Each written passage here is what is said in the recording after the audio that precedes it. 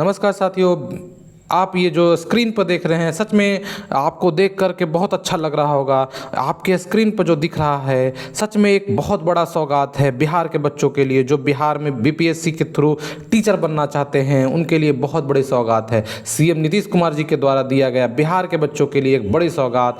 जी हाँ, टीआरई 4 में डोमिसाइल लागू कर दिया गया है। बीपीएससी टीआरई 4 में डोमिसाइल लागू कर दिया गया है, यानी कि जो भी बिहार के जो बच्चे हैं बिहार में टीचर बनना चाहते हैं उनके लिए अब जो अपॉर्चुनिटी है बहुत बड़ी अपॉर्चुनिटी है। इस बार आपकी जीत पक्की होगी, आपको अब की सफलता आपके द्वार पे खड़ी है, बस थोड़ा सा मेहनत करने की ज़रूरत है। तो टीआरई 4 में डोमिसाइल हुआ, जिसके लिए हमारे मुख्यमंत्री नीतीश कुमार ने अपने ट्विटर हैंडल से जानकारी दी है कि भाई हम जो टीआरई 4 ला रहे हैं उसमें डोमिसाइल लगाया जाएगा। और उन्होंने शिक्षा विभाग को यह निर्देश भी दे दिया है कि आवश्यक संशोधन करके बीपीएससी टीआरई 4 के पहले बीपीएससी टीआरई 4 के साथ साथ डोमिसाइल जरूर लाएं।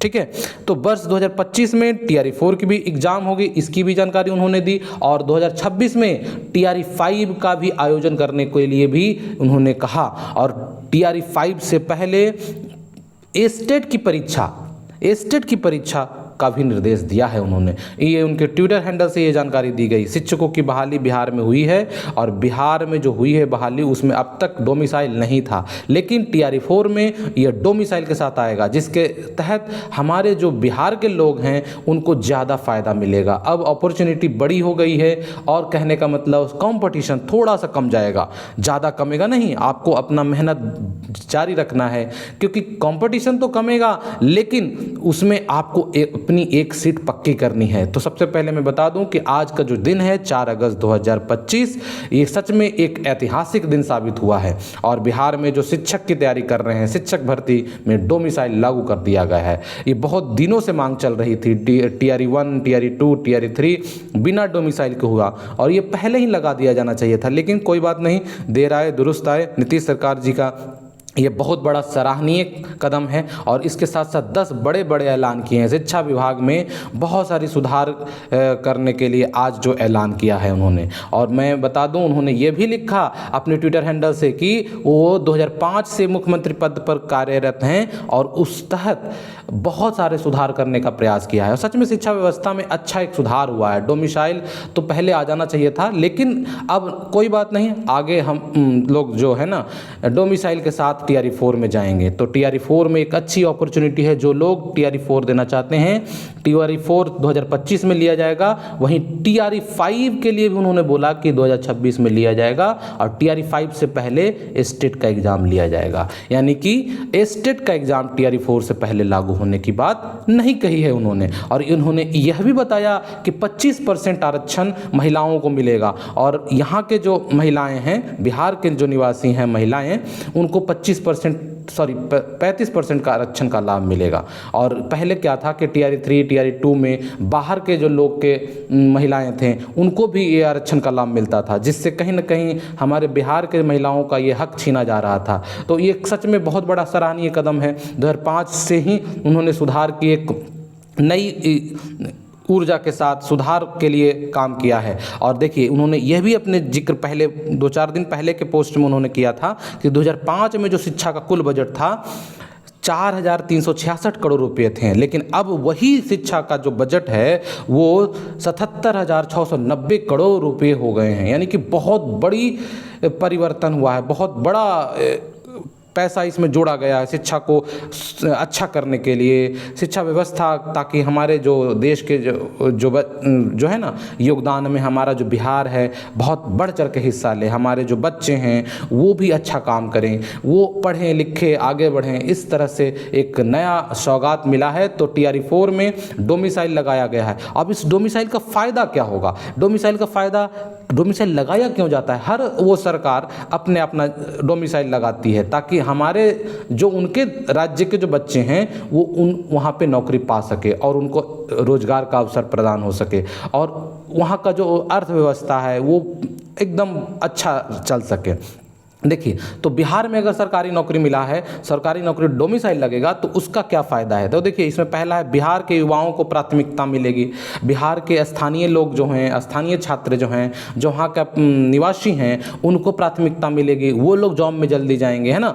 अब ये भी कंफर्म करना बात है कि क्या डोमिसाइल पूरी तरीके से 100% लागू कर दिया जाएगा या 90% लागू कर दिया जाएगा, ये भी सोचने वाली बात है। अभी तो दिया गया होगा निर्देश शिक्षा विभाग को, शिक्षा विभाग एक लेटर निकालेगी, उसमें पूरा एकदम बाकायदा लिख करके आपको बताएगी कि भाई 90% का मामला है या 100% डोमिसाइल के मामला है। और साथ साथ देखिए, मातृभाषा और सांस्कृतिक अनुकूलता का भी अवसर बढ़ेगा। और उसके बाद रोजगार में बाहरी की निर्भरता घटेगी। बाहरी लोगों, जो लोग जैसे मान लिया जाए अगर कोई यूपी के लोग हैं, बिहार में आकर जॉब करेंगे और मान लिया उनको फिर से यूपी में अगर चांस मिल जाए तो फिर यहाँ से छोड़ के वो जाएंगे, तो इसलिए निर्भरता उन पे बनी रहती थी। तो अब बिहार के लोग अगर रहेंगे तो बिहार में ही जॉब करेंगे, तो वो छोड़ के तो कहीं जाएंगे नहीं, तो निर्भरता रहेगी बिहार के लोगों का, बिहार पर ही निर्भरता रहेगी। राज्य की अर्थव्यवस्था में भी बल मिलेगा, डोमिसाइल लगाने से अर्थव्यवस्था भी अच्छी होगी और प्रतिस्पर्धा जो है, कंपटीशन है, वो भी संतुलन में रहेगा। एक बहुत बड़ी कंपटीशन हो रही थी टियर 1, टियर 2, टियर 3 में। आपने देखा कि अन्य राज्य के जो लोग थे, अन्य राज्य के जो अभ्यर्थी थे आए, तो कहीं ना कहीं कंपटीशन तो बढ़ा। और अब जो है टियर 4 में कंपटीशन थोड़ा सा कम जाएगा। और शिक्षा विभाग जो है ना, इसकी तैयारी तेज कर दी है। यहाँ देखिए, सभी सरकारी विद्यालयों में शिक्षकों की उपलब्धता सुनिश्चित करने के संबंध में, और उन्होंने एक लेटर लिखा है, जो है ना, एस सिद्धार्थ जी ने लेटर लिखा है और उसमें एक डाटा मांगा है कि भैया आपके यहाँ कितने टीचर हैं। 0 टीचर स्कूल्स, मतलब वैसे स्कूल्स ये कितने हैं जहाँ एक भी टीचर नहीं है। बहुत सारे ट्रांसफ़र हुए, बहुत सारे लोग प्रधानाध्यापक बन गए, बहुत सारे लोग प्रधान शिक्षक बन गए।